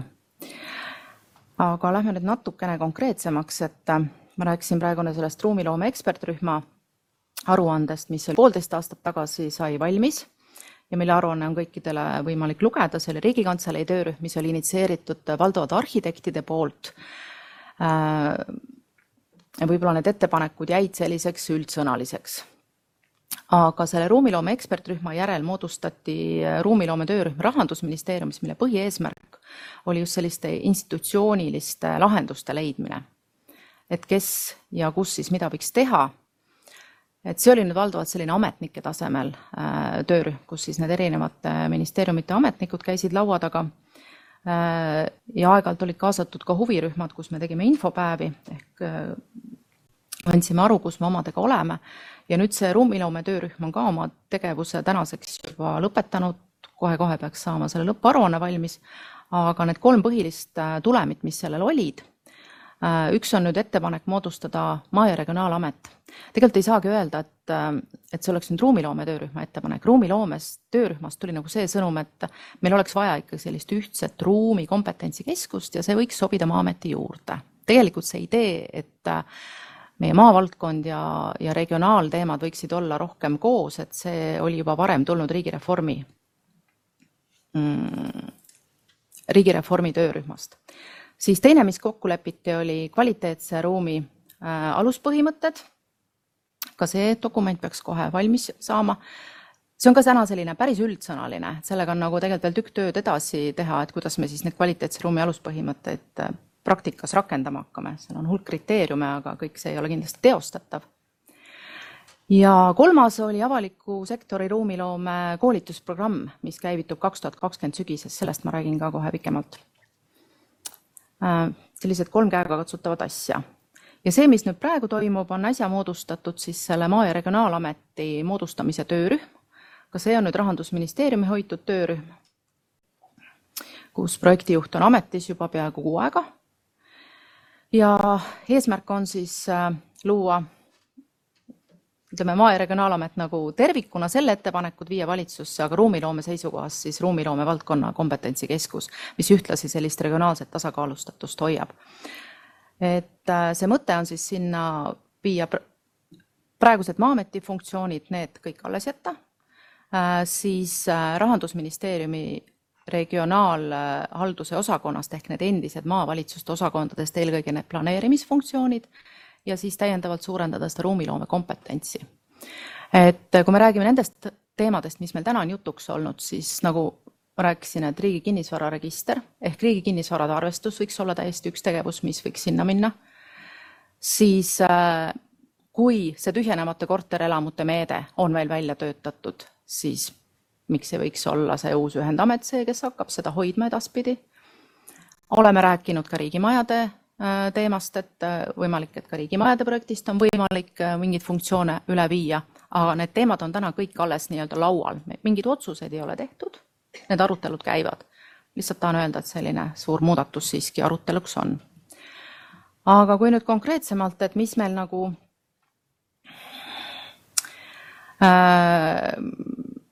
mis otsuseid on tulemas, siis tegelikult ega mul ei olegi väga midagi väga konkreetselt teile öelda. Enne oli ka jutuks, et ega me täpselt ei tea ju, mida valitsus kinnisvarastrateegia kohta arvab, et kuna ta ei ole ka neid arutelusid pidanud, aga meil on valitsuse tegevusprogrammis punkt, et mais 2020 riigihalduse minister peab selle teema valitsusse viima oma ettepanekud riigi kinnisvarapoliitika kohta. Me oleme praegu seda näinud niimoodi, et see olemasolev kinnisvarastrateegia dokument, et me eelkõige läheme uuendama seda, ehk me ei laienda seda teemat oluliselt, küll aga mõned põhimõtted sinna sisse viime, võib-olla näiteks riigimajadega seonduvalt. Kui tuleb soov seda laiemaks ajada, siis see on nagu eraldi teema. Ja teine on siis nüüd see IMF-i ettepanekud ja investeeringute põhimõtted, siin on ka tegelikult valitsuse tegevusprogrammis on see punkt olemas.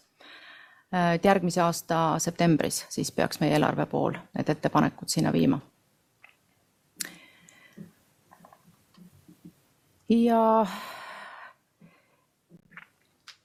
Ja nagu ma ennist ütlesin, et MKM-i ehitusosakond ka nende teemadega päris tugevalt tegeleb. Neil on olemas ehituse teemaveeb, kes ei ole veel seda üles leidnud, minge vaadake, seal on huvitavaid materjale. Ja ehituse pikavaate projekt on MKM-i poolt käivitumas, mis väga palju siis tegeleb selle investeeringute protsessi parandamisega ja ka avaliku sektori eeskuju näitamise parandamisega. Ja mis mulle meeldib on see, et meil on väga sarnased sõnumid tegelikult MKM-iga kuni selleni välja, et ka nemad räägivad sellisest targast tellijast. Nii, ja nüüd kiirelt kompetentside teemast. Või on küsimusi praegu nende teemade kohta? Ma tegelikult see kompetentsidest ma ei räägi pikalt, ma jõuan ka kohe selle koolitusprogrammini välja, mis on tegelikult selline laiem ruumiloome koolitus, et võib ka päris lõpus teha küsimused.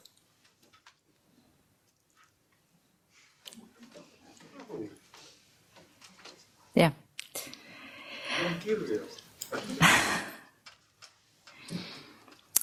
Nii, kompetentside arendusvajadused, et kui te mäletate, siis kevadel oli jutuks, et selline uuring tuleb ja ma arvan, te kõik olite selle uuringu valimis, kus siis sai uuritud riigi kinnisvaratöötajate motivatsiooni ja kompetentside arendusvajadusi.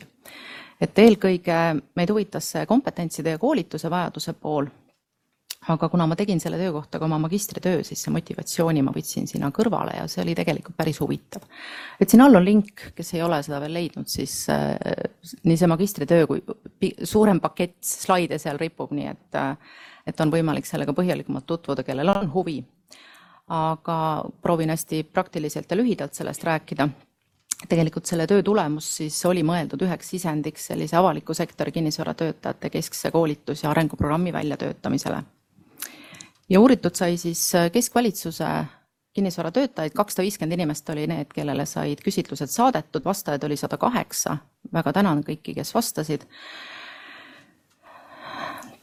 Need olid siis erinevatest valitsemisaladest, erinevatelt juhtimistasanditelt ja sellest sai päris hea sisendi tegelikult selle kohta, mida meil täpsemalt vaja on. Et kui meil oli siin juttu juba riigi teadlikkusest ja targast tellijast, siis üks küsimus, mille ma puhtalt isiklikust uudishimust sinna sisse panin, mind on väga huvitanud see targa tellija vaade, kuna mulle meeldib, et sellest räägib ka MKM-i ehitusosakond. Minu arust on see olnud meil kogu aeg üks selline tuumikteema, et kui tellija on tark, siis tuleb ka, me eeldame, et tuleb ka nagu parem tulemus. Aga ma olen aru saanud, et see ei ole nagu päris kõigile iseenesest mõistetav.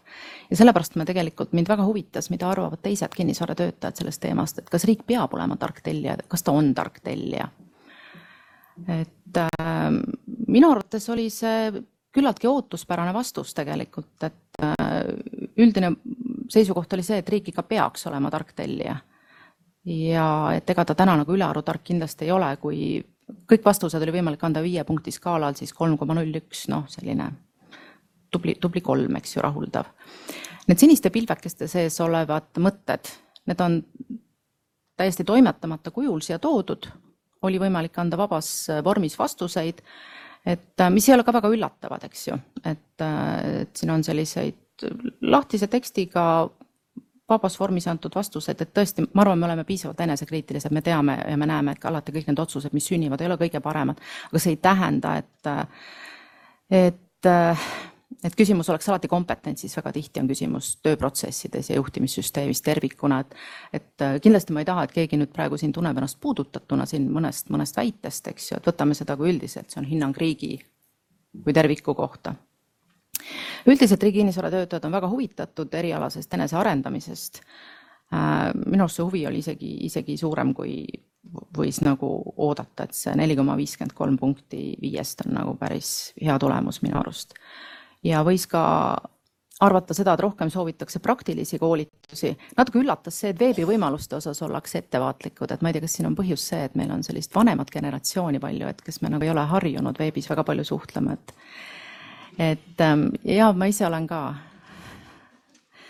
ja ma loodan, et meil tänane see salvestus õnnestub ja edasi, et eks me oleme ka ettevaatlikud kõikide nende lahenduste osas. Aga sellegipoolest see võib olla vahel väga praktiline kasutada veebilahendusi ja salvestatud loenguid ja meil ei ole see sihtrühm nii suur, me ei saa alati teha selliseid kalleid koolitusi, et tark on neid veebivõimalusi siiski kasutada, eks ju. Aga hästi palju tuleb ikkagi välja selline soov praktiliste arutelude järele. Et katsume seda nagu rohkem teha ja rohkem arutelusid. Mis teeb meil asja keeruliseks koolituste puhul on see, et meil on väga palju erinevaid tööülesandeid ja me peame teadma justkui väga paljusid asju. Et küsimus ongi, et kui meil on nii vähe spetsialiseerumist, et me oleme kõik siin rohkem või vähem hunt kriimsilmad, eks ju. Et siin sai sõnastatud 9 sellist rolli, siis enamasti keskmine oli selline 4 rolli oli nagu igal ühel. Ja tõenäoliselt siin osakonna juhatajad olid need, kes märkisid ära, et neil on kõik rollid, ehk nad peavad teadma absoluutselt kõigest kõike, eks ju, et see tegelikult ei ole võimalik. Et see teeb nagu väga keeruliseks ka nende koolituste suunamise ühe või teisele sihtrühmale, et see õige inimene nagu üles leida. Et kindlasti siin üks lahendus on, et sellist suuremat spetsialiseerumist rakendada. See aitab meil ka kompetentside taset kõrgemal hoida. Siin on meil hästi hea vaadata kõrval meie Rahandusministeeriumi ühisosakonna tekkimist ja sealset nagu tööfunktsioonide ümberjagamist, et kuidas inimesed spetsialiseeruvad rohkem ühtedele valdkondadele ja siis saavad olla seal ka kompetentsemad. Nüüd konkreetsemalt hinnangud enda kompetentside kohta. Siin said ka kompetentsimudeli ja ütleme sellise praktika alusel erinevad kompetentsid sõnastatud ja nad on siin praegu niimoodi järjekorda pandud, et kui tugevalt ennast tuntakse jälle skaalal 1-5, et mida üleval pool siis see teema on, seda tugevamalt ennast tuntakse, ehk seda vähem on koolitust vaja. Ja mida allpool see teema on, seda halvemini või nõrgemalt ennast tuntakse, et seda rohkem on koolitust vaja. Ja need värvid on siis siin praegu sellised, et need musta värvi, ehk seal üleval pool otsas on sellised üldised juhtimisalased kompetentsid, mis ei ole seotud otseselt kinnisvara ega tugiteenuste juhtimisega. Siis on sellised punased on küllalt spetsiifilised riigi kinnisvara keskkonna juhtimise kompetentsidega, mis tegelikult nõuavad sellised väga ütleme, keskselt korraldatud koolitusi just nimelt ainult meile, mida ei ole võimalik tegelikult turult sisse osta. Meie enda regulatsioonid, näiteks üürilepingute regulatsiooni rakendamine. Siis need lillad on sellised, mis on valdavalt sellised finantsjuhtimise ja strateegilise planeerimise ja finantsanalüüsi kompetentsid, mis on ühest küljest justkui nagu üldised, aga teisest küljest ka riigispetsiifilised, et siin me näeme, et koolitusi saab koostöös eelarveosakonnaga, aga kinnisvara spetsiifiliselt, kui meil on endal mingid väga täpsed tööriistad välja töötatud, siis ka nende rakendamisega on need seotud. Ja need 2 rohelist rida siin on sellised nii-öelda siis ruumiloomealased kompetentsid, ruumilise planeerimise, maakorralduse ja ehituse projekteerimise arhitektuuri kompetentsid, kus ka ennast nagu väga, väga tugevalt ei tunta võrreldes teistega. Meil oli algselt plaanis, et me selle OPE projekti raames nagu korraldame ka väga selge sellise koolitustaatluse või koolitusprogrammi töötame välja HOPE projekti rakendamiseks. Aga kuna nüüd need HOPE tähtajad on ka natuke nihkunud, me ei saa nii pikalt neid koolitusi ette planeerida, siis me oleme natukene siin, hoiame ennast tagasi. Küll aga mida saab teha, on see, et sellest ruumiloome töörühmast tuli ka väga selgelt välja vajadus teha ruumiloome kompetentse, arendada ja sealt arendati välja üks ruumiloome programm, ruumiloome seminaride programm ja selle vankri taha tahaks ka meid rakendada. Et siin eelmine nädal saatsin teile välja ühe küsitluse, et andke palun oma hinnangud, kas teil on huvi selle seminari vastu ja kui palju neid tulejaid võiks olla. Ma nüüd natukene räägin selle tausta nii palju, et tegemist on siis ruumiloome seminaridega, mis on eelkõige suunatud detailplaneeringute valdkonda. Ja detailplaneeringutesse just selle nurga alt, et tegelikult see initsiatiiv ja põhikorraldajateks on meie planeeringute osakond, kes näeb põhilise sihtrühmana kohalike omavalitsuse planeeringute spetsialiste, kelle põhitegevus see on. Nemad, kes menetlevad detailplaneeringuid. Aga samal ajal tegelikult seda sama teemat peaks ju ka tellija pool ju teadma ja tundma ja vajama. Et tundus, et siin on nagu seda ühisosa päris palju, nii et me sobime päris kenasti ühele koolitusele. Ja kui ta on selline praktiline koolitus, siis selliselt sai ta ka nagu üles ehitatud. Me näeme, et seal tegelikult see võiks olla ühtne programm kõigile avaliku sektori inimestele, kes puutuvad kokku detailplaneeringutega ja ruumiloomega laiemalt. Et selle koolituse nagu see loogika, mis siin on see, et siin on siis 3 erineva spetsialiseerumistasemega koolitusprogrammi. See esimene on siis ruumiloomeline seminar tippjuhtidele, mille kohta võib ka öelda, et see on siis kõrgemad ruumiloome kursused. Ja siin on mõeldud just näiteks, ma ei tea, vallavolikogusid, miks mitte asekantslerite ja kantslerite tased, kes nagu puutuvad kokku ruumiotsustega, aga väga üldisel tasemel, kellel on eelkõige vaja suurendada nende teadlikkus sellest, mis asi on üldse kvaliteetne ruum. Selline 1-2 päevane koolitus, siin on mõeldud sellist asja. Siis see teine on ruumiloome ABC juhtidele, spetsialistidele. Ma näen, et see on ka valdavalt see, mis on meile kõigile siin vajalik. Siin on ka mõeldud sellist 1-2 päevast kursust, mis annab kõikidest teemadest ülevaate. Ja see 3. on siis erinevad spetsiifilised moodulid, kus iga mooduli kohta võib tulla 1-2 päeva.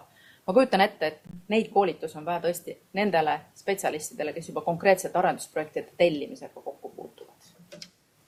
Et pigem ma näen, et meie põhihuvi võiks olla siin. Ja kui selle küsitluse saatsime, siis siin oli tegelikult 2 küsimust. Üks oli see, et mis teie nõudlus ja huvi on selle koolituse vastu. Teine on see, kas te sisuliselt oskate kaasa rääkida. Et millised on teie vajadused? Ütleme, selle vajaduste pool oli eelkõige mõeldud nüüd sellistele KOV-ide spetsialistidele, kes võib-olla oskavad täpsemalt oma vajadusi ka määratleda, et kui te oskate kaasa rääkida, siis öelge, aga nõudluse osas väga hea, kui te suudate seda öelda, kui te jätate selle ütlemata, siis me siit laua tagant paneme mingi esialgse prognoosi ära, sest hetkel meil on vaja seda infot selleks, et see koolitusprogramm kokku panna ja prognoosida nõudlust. Et tegelikult konkreetsemalt see koolitus läheb käima alles kuskil järgmise aasta sügisest, et eks siis on näha tegelikult täpsemalt, kellele seda vaja on.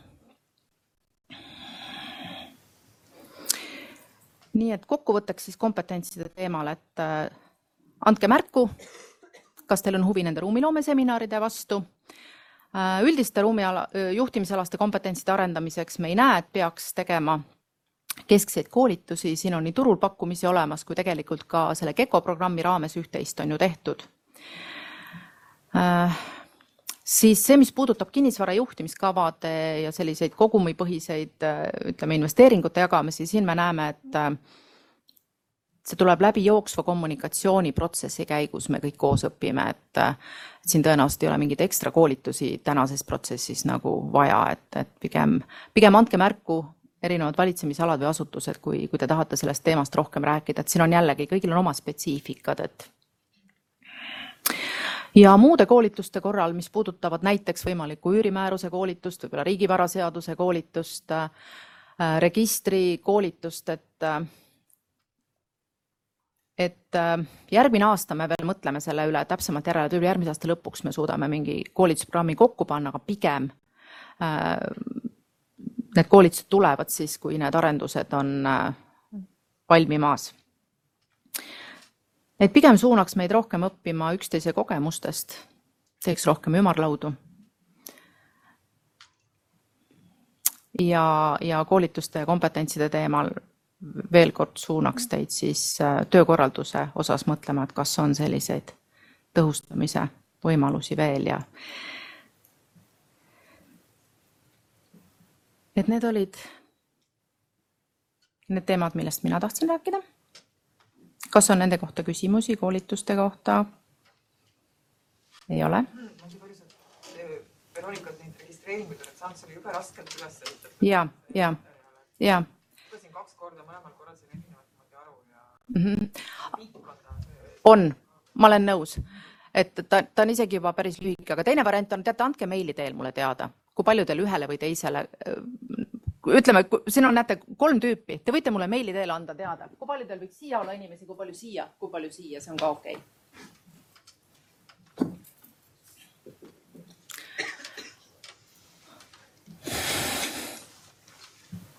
Kui palju sulle vastuseid on tulnud?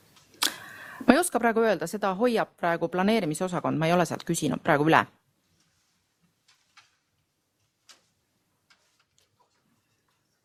Aga veel kord, et kui te jätate vastamata, siis ma arvan, et me teeme siit laua tagant mingid esialgsed prognoosid ära. Ja ma usun, et see info on palju konkreetsem, kui see koolituse kutse teile juba tuleb. Et kuulge, palun andke teada, kas te tahate tulla sellele koolitusele novembri sellel, 2. või 3. nädalavahetusel. Ma usun, et siis on see asi konkreetsem, et praeguse teadmise baasil, mis ma nagu meie töökorraldusest tean, ma usun, ma suudan selle esimese prognoosiga ära teha. Ja ma tükk aega mõtlesin, kas ma saadan selle laiali, aga samas ma mõtlesin, et ega võib-olla on keegi, kes väga tahab kaasa rääkida, et teil kõigil on see võimalus, aga ärge siis võtke seda kui kohustust. Aga ma ei tea, kokkuvõtteks tänasest koolituspäevast või tänasest infopäevast, mitte koolituspäevast, et need märksõnad, mis nagu siin pähe tulid, et mis olukorras me siis oleme, et näiteks meil on pidev selline süsteemi rakendamine ja arendamine muutuvas keskkonnas, nii laiemas kinnisvarapoliitikas kui kõik see hope, eks ju, hope on iga päev tegelikult. Aga igas muutuses on selliseid võimalusi ja riske ja oleme kõigeks valmis. Siis minu arust on väga positiivne see, et meil on teiste kinnisvaravaldkondadega koostöö paranenud ja võib-olla hakkame ka seda kinnisvarapoliitikat lõpuks laiemalt vaatama ja et me seda ruumikompetentsi rohkem riigis koondame. Siis kinnisvara juhtimiskava aluste planeerimine ja kogumipõhised otsused on uus reaalsus, see ongi hope, Raino, sa küsisid enne, mis see on? See on uus reaalsus, sa juba elad selles. Siis hope VTK tuleb jaanuaris võrgustiku teile vaatamiseks ja pärast ka ametlikuks kooskõlastamiseks millalgi. Riigi kinnisvararegistri arendused on ettevalmistamisel, seal läheb meil siis tööks. Siis Helja saadab teile kutse kinnisvara valitsemise kordade teemaliseks ümarlauaks ja järgmise aasta sügisel ruumiloome seminarid. See oli see, kuidas ma oskasin selle päeva täna kokku võtta. Kas on veel kellelgi midagi, mida ta tahab küsida, öelda, märkida? Praegu on siin Eve on veel siin ja Janno ja Silver ja Katrin ja kõigi, kes saate küsida veel.